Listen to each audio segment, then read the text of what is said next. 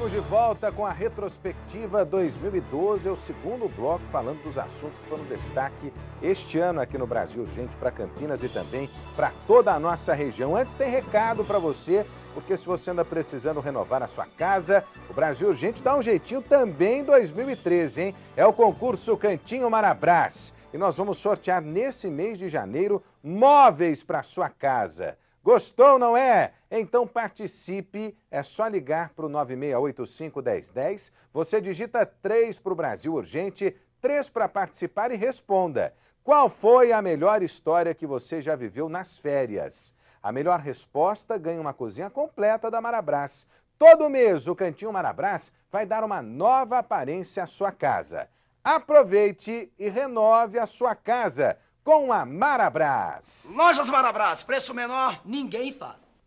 Tá aí o recado do Zezé e do Luciano. Bom, nesse segundo bloco aqui da retrospectiva do Brasil Urgente para Campinas e também para toda a nossa região, eu recebo com muita satisfação meus colegas do Brasil Urgente. O Pardinho vai abrir a imagem. Tá aqui o Marcão, tá aqui o Theo, também tá aqui o Bruno e tá aqui o Vinícius. Bom, nós vamos relembrar alguns casos que foram destaque nesse ano de 2012. Vou começar pelo Marcão.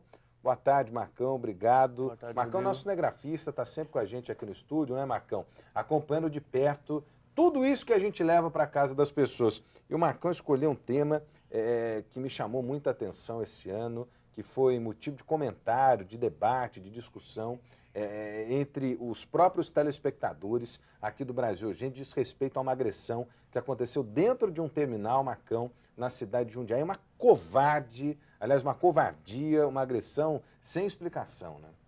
Realmente, Salomão, boa tarde a todos. Infelizmente, o ano de 2012 foi muito marcado pela violência gratuita, né? Então, não só nos lares, né? Então, pai espancando filho, mãe batendo marido, né? Teve bastante violência mesmo esse ano. E esse caso foi marcante, pelo menos para mim, porque faz muito tempo que eu perdi meu avô, né? Faz aproximadamente 3 anos atrás, né? E eu era muito ligado com meu avô. E foi um idoso vítima dessa agressão. Exato. Ele tem, se não me engano, 80 anos aproximadamente, cerca de 80 anos. E meu avô faleceu com 81 anos, né? E me marcou porque também a falta de não sei, de conversar mesmo, né? A falta de consciência mesmo dos pais, das crianças que partiram para agressão colocando as crianças ali em público também. Expondo as próprias crianças a esse momento de violência. Nós temos aqui a reportagem, Ney. Dá para a gente chamar a reportagem aí? Relembrando esse caso na cidade de Jundiaí. Então tá aí, ó, olho na notícia. Os hematomas pelo corpo revelam o tamanho da violência sofrida por este idoso. Seu Agenor foi vítima de um casal que queria passar com a filha de 8 anos por debaixo da catraca, sem pagar pelo bilhete. Nas imagens do circuito interno de segurança do terminal rodoviário de Jundiaí, é possível ver como a confusão acontece. O casal chega e tenta burlar a catraca sem pagar. O idoso percebe e tenta impedir a irregularidade. Esta mulher de vermelho fica visivelmente nervosa, ameaça, bate com a mão na catraca e logo em seguida empurra o funcionário com força, se mostrando contrariada com a situação. O marido da mulher, também alterado, coloca a filha menor no chão e continua o bate-boca com os controladores de acesso. A criança de 2 anos fica assustada, chora e é acalmada pela irmã mais velha. O pai fica tão alterado que joga a mochila no chão e continua a discutir. A mulher ameaça o idoso, que, sem esperar por esta atitude agressiva, reage com um soco no homem, que rapidamente se descontrola, pula a catraca e parte para cima do aposentado. O espancamento começa. O funcionário de 75 anos cai no chão pela primeira vez. Colegas de trabalho tentam intervir, mas a mulher vai para cima deles também. Assim que o idoso se levanta, a agressão recomeça. Ele é levado por funcionários para o outro lado da catraca. A moça, não satisfeita com tanta crueldade, volta para bater ainda mais no aposentado, que cai de novo. O idoso, ainda muito abalado com a situação, foi afastado do trabalho por 2 semanas. Ele está em casa e se recupera bem dos ferimentos. Agora pretende continuar a vida, mas espera que a justiça puna os agressores. Que ela faça a coisa certa, né? Porque eu não fiz nada errado. E ele que fez errado, ele que me entendeu? Agora eu não quero que mate ele, mas ele tem que ser castigado, né? Bom, rever essas imagens realmente é terrível, imagens de violência gratuita. E por falar em violência, o Stefano, nosso querido editor aqui, o Theo, né, como a gente costuma chamar, né, Theo, está aqui hoje para falar de um outro caso de violência, violência terrível e diz respeito à retomada dos sequestros aqui na nossa região. Sequestros que já causaram tanta dor, já causaram, né, uma sensação de insegurança enorme aqui na região, que voltaram a acontecer em 2012, né, Theo? Boa tarde, Rodrigo. Boa tarde a todos de casa. Essa modalidade de crime, realmente, ela assusta muito. E teve um caso específico nesse ano de 2012, que foi o caso de um funileiro que foi sequestrado pelo amigo, praticamente um irmão, né? E a gente volta àquela discussão da insegurança, o quanto a gente está vulnerável à violência no dia a dia, né? E às vezes não sabe estar dentro da própria casa da gente. Né? Pois é, e como esse próprio caso que a gente está comentando aqui, praticamente dentro de casa. Uhum. É terrível. Nós vamos rever a reportagem, tem aí? Então vamos assistir essa reportagem, porque é uma das reportagens marcando a retomada dos sequestros, que infelizmente trouxeram para a gente de novo a escalada da violência. Olho na notícia. Esta casa simples, fechada por grades e vigiada 24 horas por este pitbull, foi o local onde Rafael passou os 2 piores dias de sua vida. Momentos de tensão agravados pela tortura de ficar amarrado sem saber se escaparia com vida das garras dos criminosos.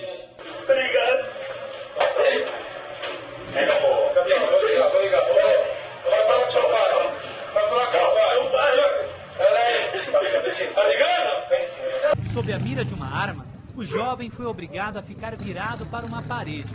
Segundo os bandidos, se o olhar fosse desviado, ele seria executado. Eles falavam para mim, se você olhar, você vai morrer. Eu fazia o possível para não olhar, sempre olhando para a parede. O tempo todo eles ameaçando, apontando a arma, brincando com a arma perto de mim, para deixar eu com medo. A cada novo contato dos sequestradores, a família ficava ainda mais aterrorizada com as ameaças assustadoras contra a vida de Rafael. A carta enviada à família dentro do tênis do rapaz aumentou ainda mais o pânico dos pais do jovem. O texto foi escrito pelo próprio Rafael a mando dos bandidos. Uma forma de pressionar os parentes que tiveram que recorrer a amigos para conseguir o dinheiro do resgate. O que ninguém podia imaginar a esta altura era que o cativeiro onde Rafael ficou preso era, na verdade, a casa de um primo de consideração, Jonathan Herculano, com quem Rafael convivia nas festas de família e que, segundo a polícia, seria o responsável por planejar a ação. A informação surpreendeu a todos. Tem nem palavra para descrever uma pessoa que frequenta a sua casa, tá entre você ali, te vê, te cumprimenta, se primo, é parente, não tem palavra para descrever. Não tenho raiva dele nem nada, mas ele vai ter que pagar pelo que ele fez. Bom, falamos do sequestro, algo que acontece com gente dentro da própria casa da gente, que a gente não tem ideia, né? E infelizmente o perigo mora ao lado, né? Dormindo com o inimigo. E tem um outro caso que o Vinícius, que é o nosso editor aqui do Brasil Gente, é quem fala comigo durante o programa no ponto, me dá aqui todas as coordenadas do programa. Boa tarde para você, Vinícius.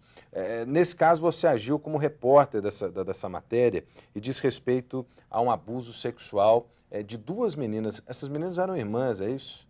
É isso mesmo. Boa tarde, Rodrigo, a todos. E eventualmente, numa oportunidade que eu estava na rua fazendo uma reportagem, eu me deparei com essa situação, e nós que trabalhamos com esse formato policial, do programa jornalístico, não tem como não se envolver com a história dos personagens que passam aí pelo nosso dia a dia. E nesse caso, 2 irmãs, uma que na época ela tinha 14 anos e a irmã que estava prestes a completar 18, elas eram vítimas de abuso sexual há quase uma década pelo próprio padrasto, né? E eu lembro que na oportunidade eu conversei com a mãe das garotas, e ela se sentia muito culpada porque as crianças não tinham pai, porque o pai veio a falecer, e para suprir essa ausência da figura paterna, ela encarou aí um relacionamento sério com esse outro rapaz e ela achou que ela estava trazendo essa figura paterna para dentro de casa, mas ela trouxe, na verdade, uma pessoa que foi o responsável aí por uma ditadura do terror dentro da casa dessas adolescentes. Abuso sexual foi tema que a gente tratou aqui no Brasil Urgente para Campinas e região, não só nesse caso, mas em outros casos que a gente também mostrou. Vamos relembrar essa reportagem, olho na notícia. Fabiana ficou viúva quando as filhas eram pequenas. Ainda jovem, conheceu Tiago, com quem teve 2 meninas. Por acreditar que o pintor pudesse suprir a figura do pai, apostou em um relacionamento sério, que durou 12 anos. O que Fabiana não imaginava era que, ao invés de segurança, Tiago traria pânico para as enteadas. Cansada de ser abusada sexualmente por quase 10 anos, a filha mais velha resolveu contar toda a verdade à mãe. Ela chegou para mim e contou. Ele estava abusando dela, já fazia tempo, e que ela tinha medo de contar porque ele ameaçava matar eu, matar ela, e que ia sumir com as outras minhas filhas. O que Fabiana não podia imaginar era que o sofrimento da família seria ainda maior. A filha, de 14 anos, também contou que era vítima dos abusos do padrasto. Na primeira vez, a garota não conseguiu pedir ajuda, porque não havia ninguém em casa. Ele esperou tá todo mundo fora de casa, inclusive minha mãe, viu que eu estava sozinha no meu quarto e foi atrás de mim. Esta vizinha, considerada tia de coração pelas adolescentes, foi quem ajudou a desmascarar Tiago. Uma das vezes em que esteve com as meninas, descobriu o que acontecia dentro de casa. Ela falou: tia, não tem mais como eu esconder. Eu estou sendo molestada desde os 9 anos de idade, não só eu como a minha irmã de 14 anos. E eu preciso da tua ajuda. Sofrendo com o mesmo problema, as irmãs demonstravam atitudes diferentes. Da mais velha, ela, por ter sido coagida por ele assim desde pequena, desde os 7, 8 anos, então com 9 anos ela foi molestada. Então ele fez dela um objeto dele. Então era normal, o que eu estou fazendo com você é normal. Então ela foi ficando, se fechando. E a de 14 anos já não. Como a irmã mais velha relatou o que tinha passado, ela já é uma menina revoltada com aquela situação da irmã ter se fechado tantos anos. Então, quando ele abusou dessa menina de 14, ela tornou a dor da irmã forte para que ela falasse. A mãe espera que a justiça seja feita e teme que Tiago responda pelo crime em liberdade. Que ele não saia de onde ele está. Porque uma pessoa dessa não merece viver aqui, livre. Jamais. Olha, realmente esse não é um caso isolado. Infelizmente, enquanto a gente está aqui no programa, certamente tem criança, tem jovem sendo abusada, sendo vítima desse tipo de violência por gente dentro da própria casa, né? O que é terrível. Bom, terrível também foram as estatísticas em relação às questões relacionadas aos animais. Muitos animais viraram notícia nesse Brasil Urgente para Campinas e região, diante de um problema gravíssimo, que é a violência contra os animais. O Bruno vai relembrar para a gente esses casos, né, Bruno? Eu me lembro de vários personagens que por aqui passaram justamente falando sobre essa violência animal. É isso aí, Rodrigo. Boa tarde a todos. Tem aquela frase, né? O cachorro é o melhor amigo do homem. E, infelizmente, em 2012, ele acabou sendo a peça-chave para muitos, em vez de violentarem pessoas, violentaram animais, né? Teve um caso que marcou muito, que foi de um drogado que tacou fogo nos filhotes, que eu acho que foi um dos mais fortes que eu vi. Por eu ser editor, eu presenciei as imagens. Eu ia falar justamente disso, quer dizer, o Bruno, ele é editor de imagens, ele escolhe as imagens que vão entrar no programa. Isso deve chocar muito, né, Bruno? Nós não pudemos colocar as imagens, que eram muito fortes. E o outro caso que a gente vai mostrar na reportagem é o da menina, que ela acabou abocanhando uma bomba, né? E causou uma polêmica em Campinas, no Brasil inteiro, né? Virou notícia no Brasil inteiro. Que foi o caso envolvendo um funcionário da banda do Thiaguinho, Isso, né? Esse mesmo. Aquele cantor de pagode. Então vamos rever essa reportagem. Olho na notícia. Caso que teve muita repercussão em todo o Brasil no ano passado foi a história desta cadelinha em Yorkshire, vítima de maus tratos pela própria dona, a enfermeira de 22 anos, Camila Correia dos Santos. No vídeo, é possível ver que a mulher dá chutes na cachorrinha, a arremessa para longe. Ela repete as ações várias vezes. Pega a cadela e a joga no chão. O animal dá sinais de que não está bem, mas a enfermeira, não satisfeita, coloca a cachorrinha dentro de um balde. A cadela vai para o canto da parede, parece não ter forças para respirar. Mesmo depois de toda a violência, a mulher não para e coloca mais uma vez o balde em cima da Yorkshire, que não resiste e morre. Outra história que também chamou a atenção foi a de Lobo. O Rottweiler foi arrastado por um carro dirigido pelo próprio dono. Testemunhas que presenciaram a ação chamaram a polícia. O cachorro foi socorrido e teve uma das patas amputadas. A população de Piracicaba, onde o crime aconteceu, torcia e acreditava na recuperação do animal. Porém, 10 dias após uma cirurgia, Lobo não resistiu a uma infecção e morreu. O caso de Menina também repercutiu em todo o país. No dia 30 de junho, a cadela de 2 anos ficou gravemente ferida depois que uma bomba estourou dentro da boca dela.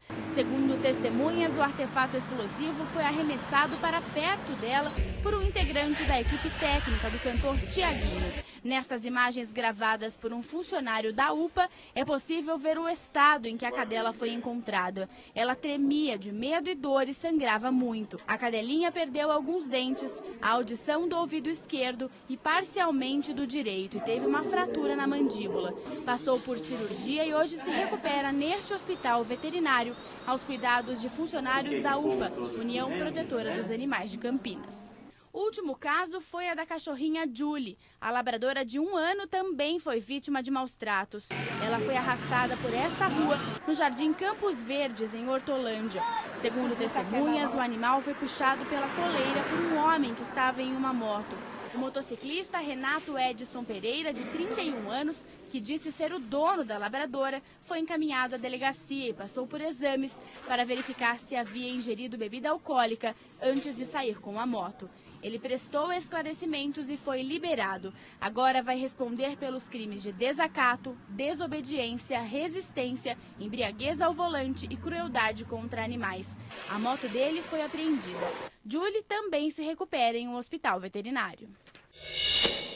Bom, mais um caso em destaque aqui no ano de 2012. Nós vamos para um rápido intervalo comercial. Antes eu quero agradecer vocês todos aqui. É a equipe do Brasil, gente, relembrando com você aí de casa os fatos marcantes desse ano. Obrigado para todo mundo aí, viu? Bom, daqui a pouco tem mais gente falando. Eu volto já já, não saia daí. É rapidinho, hein? Eu tô te esperando.